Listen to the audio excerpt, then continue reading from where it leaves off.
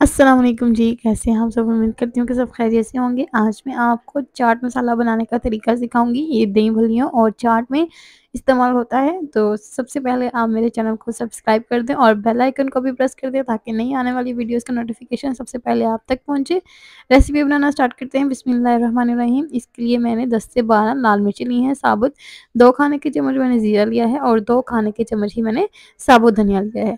और इन तमाम चीज़ों को हम ड्राई रोस्ट करेंगे। इसमें हमने घी या तेल वगैरह कुछ भी नहीं डालना।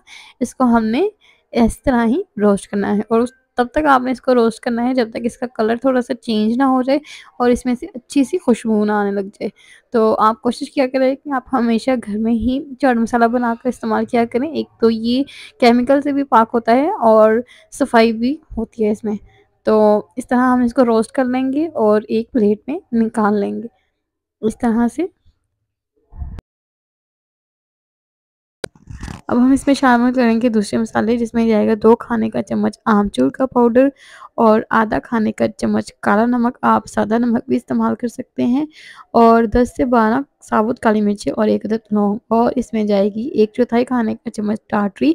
ये इसमें सबसे अहम है और इन तमाम मसालों को हम अच्छे से पीस लेंगे। ये देखिए मैंने पाउडर बना लिया है। तो इस तरह आप इसको बना कर रखिए और घर पे ही इस्तेमाल करें और अगर आपको मेरी वीडियो पसंद आती है तो वीडियो को लाइक कर दें।